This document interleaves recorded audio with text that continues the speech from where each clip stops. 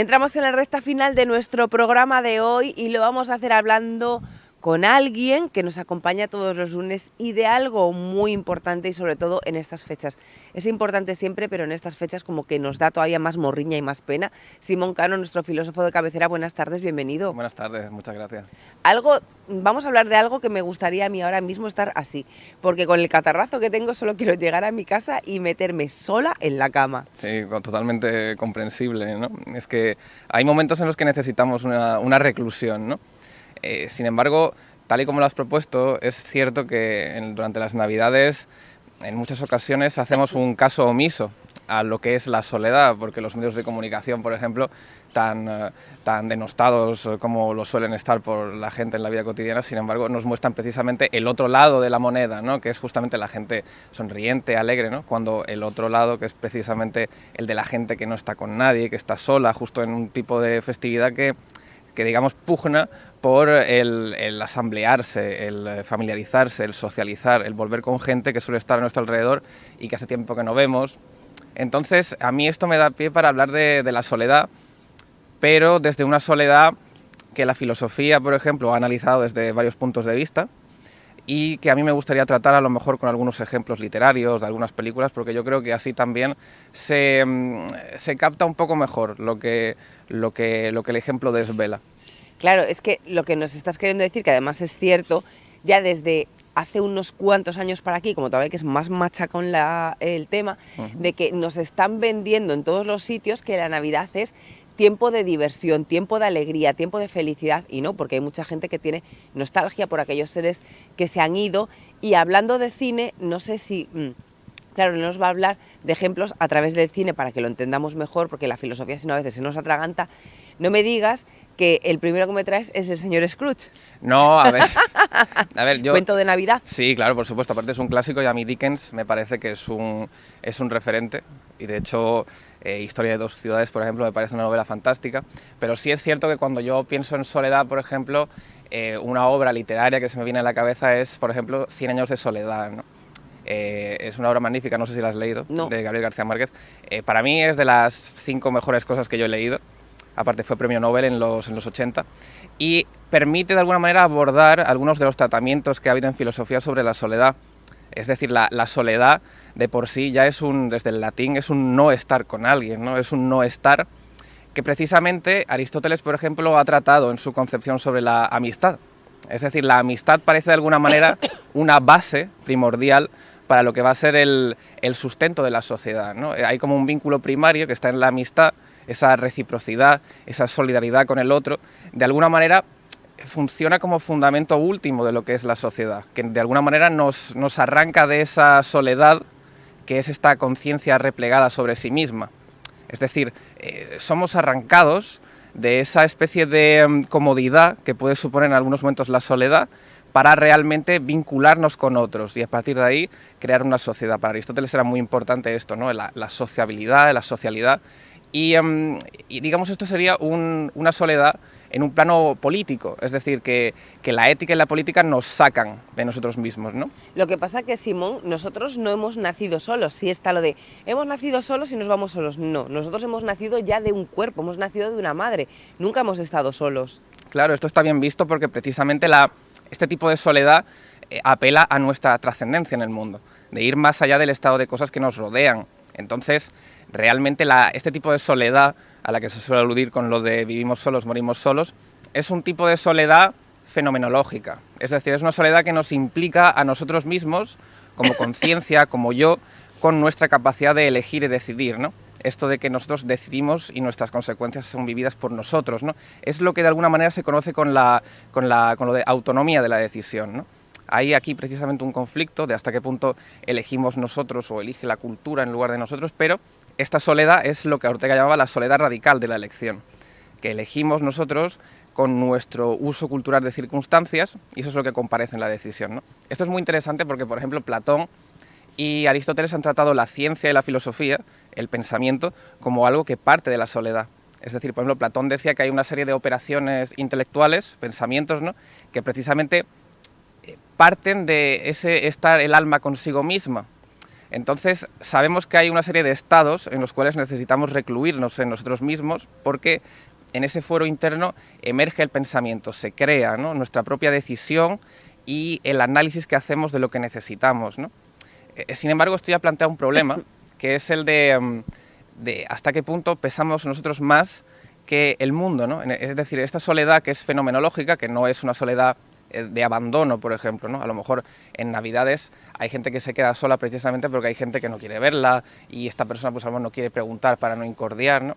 Hay una serie de dinámicas muy complejas aquí. Sí, eso tiene que ser todavía más duro, ¿no? Que no veas a la gente porque la gente no te quiere ver a ti. Sí, porque digamos, la amistad, la reciprocidad entre las personas hoy en día es un poco complicada, sobre todo porque lo hemos tratado alguna vez, ¿no? Nuestros vínculos con las personas son más fluidos, son más difusos, rápidamente alguien forma parte de nuestra esfera de confianza y si nos pasa algo con ella, la devolvemos al otro lado. Es decir... Es verdad, ¿eh? Sí. Y entonces esas barreras son tan intransigentes y tan difusas que al final perdemos esa confianza. Esto me está viniendo al hilo de, precisamente ayer hablando con una amiga, de lo que ya dice mucha gente, que qué mal está el mercado del amor, ¿no? O sea, que no son capaces de encontrar una pareja porque está muy mal el mercado, ¿no? Y claro, es que hay tanta variedad que al final pruebas con una persona, si no te gusta, la devuelves como estabas diciendo, o como sabes que hay muchas, vas picoteando, el picaflor de toda la vida o la picaflor de toda la vida, picoteando, pero no te comprometes con nadie, que es muy fácil el entablar una relación de cualquier tipo y cerrarla rápidamente. Sí, porque, digamos, yo aquí no puedo valorar positiva o negativamente ningún estilo de vida, ¿no? Pero lo que yo sí que creo es que el mundo nunca nos puede generar una indiferencia absoluta, ¿no? Porque esto precisamente es lo que nos lleva a recluirnos. Ahora bien, esto lo hemos hablado alguna vez cuando hemos hablado de tratar a la gente como medios en vez de como fines, ¿no? Si los tratamos como medios, es decir, si yo busco una satisfacción específica a través de una persona, lo que me evita esa mediación es precisamente no conocer a la otra persona, no ser capaz de ver más allá de mis intereses, porque pueden ser esporádicos y puntuales y se quieren solucionar en una noche, a lo mejor, por plantear un punto, digamos, intermedio. Pero realmente este tipo de emergencia del yo, porque al fin y al cabo el encontrar pareja o buscar el amor es una emergencia que nos saca precisamente de la soledad, ¿no? Hay una especie, digamos, vamos a decir, de fuerza trascendente que lo que nos hace salir de nosotros. Entonces, la soledad también tiene algo bueno, ¿no? Y es que precisamente implica rechazar muchas de estas salidas aparentemente positivas, porque estas salidas parece que responden a intereses, ¿no? Entonces, la soledad en ocasiones implica saber, bueno, y si este interés realmente tiene que ver conmigo, de si realmente va a satisfacer algo que necesito satisfacer, ¿no? Entonces, yo creo, por ejemplo, que en 100 años de soledad hay ejemplos muy buenos de cómo la soledad es una reclusión y una indiferencia con respecto al mundo, ¿no? Y el problema es cuando se cultiva mucho, en exceso, esta indiferencia, ¿no? Que nos convierte a lo mejor en huraños, en ermitaños, sí. Exactamente, ¿no? Hay un personaje, digamos, es una familia que vive en una especie de aldea colombiana que está separada de las demás, ¿no? Entonces aquí hay un cariz que es el tema de la soledad colombiana, que este es otro tema, es político, ¿no?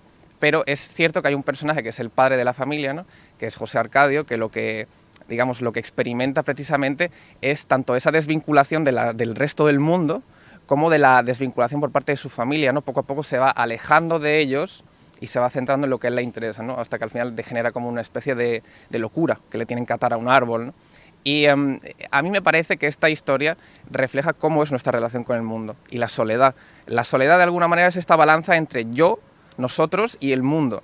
Y la soledad es decantarse y donde pesa más el yo que ese mundo al que estamos siendo cada vez más indiferentes, ¿no? O sea, seríamos egoístas si queremos estar solos, si nosotros somos los que decidimos estar solos. Exactamente, el egoísmo aquí es una especie de elección racional en la que nos conviene más estar solos. Pero aquí también hay que tener cuidado porque, como lo que tú planteabas, muchas veces juzgamos nuestros vínculos con los demás a partir de ese egoísmo de querer estar solos, ¿no? De pesamos más nosotros que los otros. Entonces fíjate que aquí entran muchas cosas en conflicto. Por un lado, al no ser recíprocos, que tampoco nada nos obliga, pero al no ser recíprocos planteamos esta problemática de dónde se sustenta la sociedad si nosotros no somos capaces de vincularnos generosamente con los demás. Luego, por otro lado, también es importante que nosotros seamos capaces de evaluar lo que queremos y que juzguemos en función de esto. Entonces, este conflicto, al fin y al cabo, es nuestra presencia en el mundo, es lidiar con la soledad y lidiar con el trato con los otros. ¿Hasta dónde llegan estos límites? Yo creo que son difusos. El ejemplo de encontrar el amor hoy en día es muy bueno porque de alguna manera es salir de ese estado que nos puede consumir, pero que también puede alimentar nuestras ganas de salir o de conocer a partir de lo que nosotros somos realmente, ¿no? Estamos hablando de una soledad más o menos que nosotros estamos decidiendo, pero hay otra soledad que nos viene impuesta por el paso de los años, por los fallecimientos, por las pérdidas, por ejemplo, lo que estábamos diciendo, que los medios de comunicación metemos mucho lo de que la familia tiene que estar unida en Navidad, que tiene que haber momentos de alegría, de arrejuntarse como el turrón que vuelve a casa por Navidad, ¿no? Y nos olvidamos de que hay muchas personas que están solas no por elección, sino porque ya son muy mayores, no le quedan familiares, no le quedan amigos y lo pasan mal porque ven que todo el mundo está feliz en la tele, no paran de ponerle películas navideñas, cosas navideñas, de felicidad, alegría y de reuniones, y ellos no tienen con quién reunirse. Sí, precisamente cuando hablo de la generosidad que hace falta como una especie de pegamento social que nos mantiene unidos, aquí está el problema. Es decir, hay un abandono que en algunos casos podría ser sistemático de algunas personas mayores, enfermos, o incluso ni siquiera mayores y enfermos, simplemente personas a lo mejor más jóvenes que pues sufren algún tipo de dolencia psicológica, y que esto también les imposibilita tanto juntarse con otros como a otros sentirse cómodos con ellos, ¿no? Es una soledad que surge en una especie de discriminación, ¿no? Porque yo conozco muchos casos en los cuales la gente siempre dice que no me quiero juntar con personas que sean muy negativas. Este tipo de cosas al final redundan un poco en la pugna que existe por el interés personal. Yo no me junto con gente negativa porque me hacen ver las cosas de una manera negativa, ¿no? O porque te hacen sentirte mal y no tienes esa necesidad, porque yo soy de ese tipo de personas. Claro, entonces aquí precisamente está el yo no salgo para seguir recluyéndome en el estado de cosas positivo que me está rodeando, ¿no? Pero es justamente lo que decía, por ejemplo, Gabriel García Márquez en su speech, ¿no? de cuando ganó el premio Nobel. Él hablaba de que esa soledad a la que había sido sometida la escritura latina precisamente era una especie de discriminación, ¿no? Y que el arte, la literatura, era una forma de expresión para luchar contra esa soledad, ¿no? Entonces, digamos, la soledad tiene muchas maneras de expresarse, tanto en su faceta, vamos a decir, positiva, de reflexión y de operación intelectual, como en su negativa, de abandono. Entonces, el abandono tiene que valorarse como una pendiente resbaladiza a la que vamos a acabar cediendo si respondemos siempre a nuestros intereses propios, ¿no? Entonces, la generosidad tiene que aceptarse como algo que nos mantiene unidos y que muy probablemente nos cuesta, porque precisamente es salir de esa comodidad que es la reclusión de la conciencia sobre sí misma. En este sentido, la expresión negativa de la soledad, que es, digamos, por ejemplo, hay una película rápidamente que se llama El cielo sobre Berlín, que está muy chula, que es sobre dos ángeles que están en Berlín y que ellos pueden escuchar los pensamientos de la gente, ¿no? Y entonces pueden saber lo que cada uno preocupa. Y hay un momento en el que se centran en un suicida. Entonces el ángel se posa sobre él para escuchar lo que está pensando, ¿no? Y es precisamente esa indiferencia del mundo, el que nadie quiere tener ningún tipo de relación con él. Realmente esa indiferencia es la que hay que tratar de evitar, tanto para nosotros como para los demás. Que el mundo siga pesando para todos, sin, por supuesto, desvincularnos de lo que somos nosotros, ¿no? Claro, pero ¿en qué punto nos tenemos que sentir mal las personas porque haya gente que se siente sola porque no somos voluntarios de Cruz Roja o no somos voluntarios de alguna asociación o de alguna ONG que se dediquen a ir a acompañamiento a casa de personas que no es que estén recluidos porque ellos quieren, sino porque están impedidos o cualquier cosa?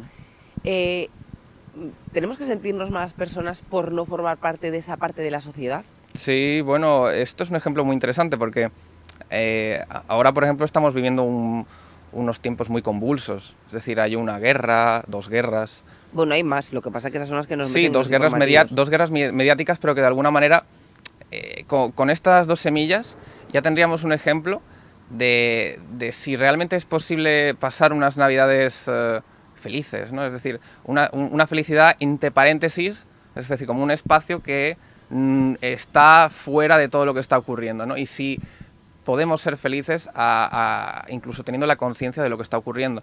Pues yo te voy a dar la vuelta a tu argumento, Simón, fíjate. Viendo lo que está ocurriendo, es el momento de que seamos felices porque no sabemos cuándo nos va a tocar a nosotros. Ya nos tocará pasar nuestra propia pena personal y entonces tenemos que ser felices o agradecer lo que tenemos. Sí, yo creo que es precisamente ese el punto. Yo creo que tenemos que ser conscientes de lo que nosotros podemos gozar en relación de lo que los otros no pueden.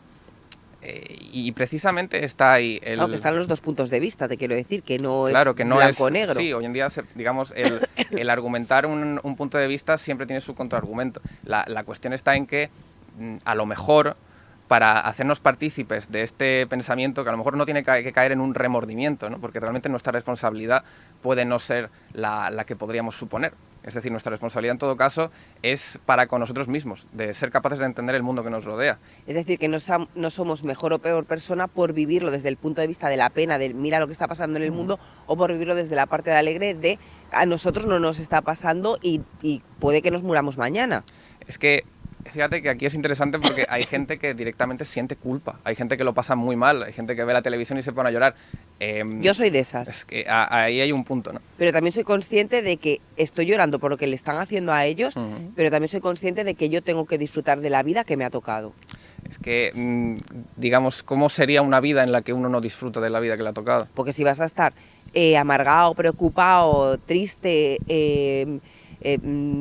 apenado por todo lo que está pasando en el mundo, es que no vives, es que al final siempre pasa algo malo. Yo, por ejemplo, no veo series de hospitales porque en un hospital no va nadie que esté bueno, ¿no? O sea, quitando los enfermeros, enfermeras, médicos, médicas y demás trabajadores, pero la gente que va al hospital es porque tiene alguna enfermedad o va a haber algún paciente. No las veo. No, y al fin y al cabo esto es recurrente porque no nos gusta tampoco que nos expongan y nos hagan conscientes de lo que realmente es palpable dentro de algunas realidades. No, sino simplemente creo que ya hay demasiado de eso en la realidad, que no necesito yo ver la pena que está pasando a alguien que está en la ficción, por ejemplo. Sí, sin embargo, pero ese es mi punto de vista. Pero es curioso que justamente este tipo de series también tienen un público bastante extenso, ¿no? Sí, sí. Urgencias. De hecho, mi sobrina me acaba de decir que se había sacado la suscripción a una plataforma digital para volver a ver Anatomía de Grey. Sí, por ejemplo, ese era el otro ejemplo que yo estaba pensando. Es que no la he visto, no sé de qué va. Ya tengo unos cuñados enfermeros que cuando me junto con ellos a la hora de comer en familia y demás, nos cuentan las cosas que pasan en su hospital. Claro. Yo tengo Anatomía de Grey en casa. Es que precisamente yo creo que en la ficción hay también un factor liberador. Es decir, yo creo que cuando vemos algo que o solemos ver en la vida real con mucho énfasis o que no solemos ver, de alguna manera tiene ese factor catártico. Es decir, hay como en la expresión del temor y en ese temblor que nos evoca, hay una liberación. Entonces yo creo al fin y al cabo que el problema es este, ¿no? El que la soledad supone una balanza entre yo, nosotros y el mundo, ¿no? Y entonces la cuestión es no ser indiferentes a lo que ocurre. Es decir, la indiferencia absoluta sería precisamente no ser consciente. Es decir, tú estarías disfrutando de la vida, pero sin ni siquiera haber pensado en nada. Es decir, ya no estás valorando lo que tienes, simplemente lo estás disfrutando a costa de una irreflexión absoluta. Yo creo que hay que tener en cuenta lo que ocurre en el mundo, pero también valorar lo que nosotros queremos, ¿no? Y entonces ser capaces de pensar y fundamentar que la sociedad se basa precisamente en comprender al otro y en evitar que tanto como uno como el otro caigan en esa indiferencia que puede hacer que se disuelva por completo ese esquema y pegamento social que es lo que nos mantiene unidos, ¿no? Hay que estar en este mundo, ser consciente de lo que pasa, pero también ser consciente de que hay que disfrutarlo, que la vida solo se vive una vez. Sí. No hay que hacerse un ermitaño, ni un huraño, ni evadirse de la sociedad, porque la sociedad también nos da cosas muy bonitas. Sí, es decir, esto es algo que hemos hablado alguna vez, ¿no? Que generalmente cuando criticamos a alguien o valoramos negativamente algo que hace, no es objetivo. Es decir, nunca es objetivo, yo no puedo hacer una valoración en base a preferencias subjetivas. Ahora bien, sí es verdad que yo creo que tiene que vivirse todo en función de los propios fines que uno mismo se imponga. Y sobre todo estos fines tienen que venir desde la reflexión. Si no vienen desde la reflexión, al final esos fines van a ser o espurios o nos van a llevar a donde nunca quisimos llegar. Otra cosa es que haya ahí sorpresas buenas o negativas, pero que siempre pase por ese filtro del ensimismamiento que proponía Ortega y llegar a buen puerto, que es lo que realmente nos hace valorar una vida buena. Ahora, eso sí, siempre seguiré apartando de mi vida a la gente negativa.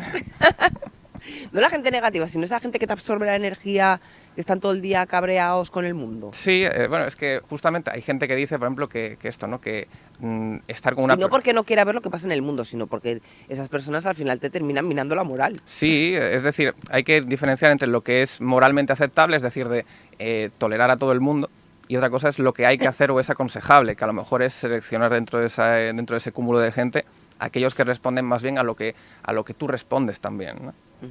Simón, pues muchísimas gracias por acompañarnos hoy. La semana que viene, el lunes, es Navidad, ya sí estamos a las puertas de la Navidad. Fíjense en qué sitio más idílico nos encontramos. Pueden venir aquí al Mini Golf Park todos los días, excepto hoy que está cerrado, solo está abierto para nosotros para el programa, porque tienen una cantidad de juegos. Yo no sé, Simón, si tú habías venido aquí, o de pequeño, de mayor, o si habías venido alguna vez en sí. Yo había ido de pequeño a uno que estaba un poco más en el lado occidental, ¿no? Pero se parece bastante. Y bueno, yo no aconsejaría a nadie que se colase, ¿no? Que pagasen la entrada y viniesen ellos. ¿Por qué se van a colar? Porque yo antes no encontraba la entrada y he estado a punto de colarme. Claro, porque está cerrado y no encontraba la entrada. No, hombre, no, pero esto por las noches está súper bonito decorado en Navidad y hay, pues mira, futbolines, hay billares, hay quien se piense que el mini golf este es para los niños, es para todas las edades. Simón, que la semana que viene decía que el lunes, que es el momento de tu sección, es Navidad. Espero que disfrutes mucho en familia o en solitario, como tú hayas elegido.